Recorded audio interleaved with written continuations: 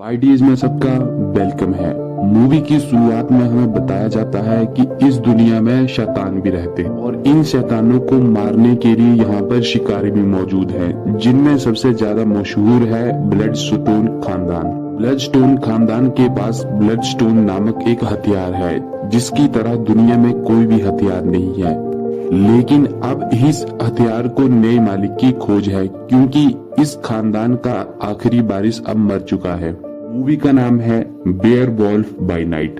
Channel पर पहली बार आए हैं तो चैनल को जरूर से सब्सक्राइब करें और वीडियो को लाइक करें, ताकि हमारा चैनल जल्दी से ग्रो हो सके। तो कहानी की शुरुआत में हमें दिखाया जाता है कि ब्लडस्टोन खानदान की जो आखिरी लेडी है, उसने एक मीटिंग अरेंज करवाई हुई है, ताकि उस शिकारी का पता चल सके जो कि इस ब्लडस्टोन हथियार को चलाने के काबिल है। इस जगह पर दुनिया भर से शिकारी आए हुए थे, जो कि शैतानों का शिकार करते हैं। फिर हमें जैक नाम के बंदे को दिखाया जाता है, जो कि यहाँ पर आया हुआ है और वो भी शिकार के लिए काफी ज्यादा मशहूर होता है। उसके बाद हमें एक लड़की को दिखाया जाता है, जिसका नाम एल्सा है, और ये लड़की ब्लडस्टोन खानदान की आखिरी लड़की है। जिस लेडी ने ये मीटिंग अरेंज करवाई थी, वो उस खानदान की एक लेडी है और ये एल्सा की सौतेली माँ है। वो लेडी इन्हें बताती है कि यहाँ पर एक खेल ऑर्गेनाइज किया जाएगा। इस खेल में एक शैतान होगा और इन शिकारियों को उसे मारना होगा। जो भी सबसे पहले उस शैतान को मारेगा, ब्लडस्टोन का रखवाला वो होगा। मतलब कि ब्लडस्टोन अब उसके पास जाएगा। अब ये खेल शुरू हो जाता है। सभी शिकारियों को एक जगह पर बंद कर दिया जाता है, जहाँ पर वो शैतान था। दरअसल उस शैतान की शक्तियों को कम करने के लिए उसकी पीठ पर वो ब्लडस्टोन लगा दिया गया था। अगले सीन में हम देखते हैं कि जैक जब उस शैतान को ढूंढ रहा था, तभी उससे एल्सा टकराती है और वो एल्सा से कहता है कि वो यहाँ से चली जाए, क्योंकि वो उस पर हमला नहीं करना चाहता था। अगले सीन में हम देखते हैं कि एल्सा जब उस शैतान को ढूंढ रही थी, तभी वो एक बुढ़े से टकराती और इन दोनों में लड़ाई शुरू हो जाती है। लेकिन किसी तरह से वो बुढ़ा वहाँ से निकल जाता है और एल्सा भी उससे बच जाती है। अगले सीन में हम देखते हैं कि जैक जब उस शैतान को ढूंढ रहा था, तब वो एक दीवार के पास जाकर खड़ा हो जाता है। तभी वो शैतान अपना हाथ बाहर निकालकर जैक को पकड़ लेता है। यहाँ पर हमें पता चलता है कि जैक और वो शैतान पहले से एक दूसरे को जानते हैं। दरअसल जैक यहाँ पर उस शैतान को मारने नहीं, बल्कि उसे यहाँ से बचाने के लिए आया है। वो उस शैतान का नाम टोडो लेता है और वो उससे कहता है कि मैं जब तक तुम्हें वापस लेने न आऊं, तुम तब तक यहाँ पर छिपे रहो। अगले सीन में हम देखते हैं कि उस चाइनीज फाइटर के साथ एल्सा की लड़ाई हो जाती है। उसके हाथ में एक हथियार लगा हुआ था, जिससे वो लगातार तीर छोड़ रहा था, लेकिन एल्सा हिम्मत नहीं हारती। वो अपनी तलवार से उसके उस हाथ को काट देती है, लेकिन वो उसे घायल कर देता है। किसी तरह से एल्सा छुपते छुपाते एक कमरे में जाकर छुप जाती है।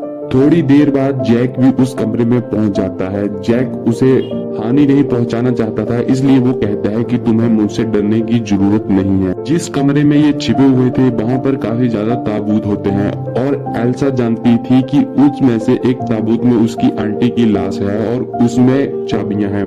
एल्सा उस ताबूत में से चाबियां निकालती है और कमरे के दरवाजे को खोलकर अब बाहर जाने लगते हैं। जैक उसे बताता है कि वो यहाँ पर अपने दोस्त को बचाने के लिए आया है। जैक एल्सा से वादा करता है कि वो ब्लडस्टोन को उसे वापस दे देगा, मगर बदले में उसे वादा करना पड़ेगा कि वो उसके दोस्त टोडो को कोई नुकसान नहीं पहुंचाएगी। एल्सा जैक को एक बम देती है और बताती है कि बाहर वाल दीवार में एक क्रैक है, तुम इस बम को वहाँ पर लगाओगे, जिससे दीवार ब्लास्ट हो जाएगी और टोडो वहाँ से भाग सकता है। दूसरी तरफ हम देखते हैं कि एल्सा टोडो को ढूंढ लेती है और उससे जान पहचान कर लेती है। अब वो उसे उस तरफ का रास्ता दिखाती है जहाँ पर जैक होता है। जैक किसी तरह से उस दीवार में बम फिट कर देता है, जिसके बाद एक धमाका होता है। दीवार टूट जाती है और टोडो वहां से भागने में कामयाब हो जाता है। एल्सा एक चेन की मदद से ब्लडस्टोन को उसके शरीर में से निकाल लेती है, लेकिन जैसे ही जैक उसे उठाने की कोशिश करता है, वो उसे नहीं उठा पाता। उसे एक जोर का झटका लगता है, क्योंकि जैक भी एक शैतान था। अब वहाँ पर वो लेट आ जाती है और वो समझ जाती है कि जैक एक शैतान है। एल्सा और जैक दोनों को ही एक पिंजरे में कैद कर लिया जाता है क्योंकि एल्सा ने भी गुनाह किया था उस टोडो को भगाने में। एल्सा जैक से काफी ज्यादा नाराज होती है क्योंकि उसने उसे यह नहीं बताया था कि वो एक शैतान है। जैक समझ जाता है कि उस लेडी ने उसे इस पिंजरे में क्यों बंद किया है। वो एल्सा से कहता है कि मैं तुम्हारी गंध सूंघ लेता हूँ, जिससे मैं अगर शैतान बन गया तो मैं शायद तुम्हें पहचान लूं और तुम्हें नुकसान ना पहुंचाऊं। अब वो लेडी वहां पर आ जाती है और ब्लड स्टोन हथियार से जैक को डराती है, जिससे डरकर जैक अपने भेड़िए वाले रूप में आ जाता है और काफी खूंखार हो जाता है। वो लेडी समझती है कि उसने जैक को कंट्रोल कर लिया, लेकिन जैक अब पिंजरे से बाहर निकलता है और उसके सारे सैनिकों को मार देता है।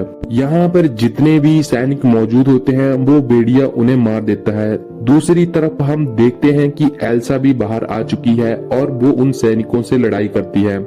भेड़िया अब उस लेडी को भी मार देता है, लेकिन जब वो एल्सा को देखता है तो उस पर कूद पड़ता है, लेकिन उसे एल्सा की गंध आ जाती है, जिसके बाद वो समझ जाता है और वहां से भाग जाता है। फिर हमें टोडो को दिखाया जाता है जो कि यहाँ पर जैक को बचाने के लिए आया था, लेकिन जैक पहले से ही अपने शैतान रूप में सबको मारकर वहां से निकल लेता है।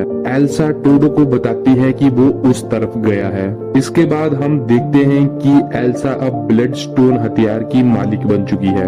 लास्ट सीन में हमें दिखाया जाता है कि टोडो और जैक एक जंगल में है और ये दोनों आपस में बातें कर रहे हैं। जैक टोडो से पूछता है कि वो उसे बचाने के लिए क्यों नहीं आया। टोडो कहता है कि वो आया था, लेकिन तब तक तुम सबको मारकर वहां से जा चुके थे। चैनल को जरूर सब्सक्राइब करें और वीडियो को लाइक करें। और इसी के साथ ये कहानी यहीं पर खत्म होती है। Thanks for watching.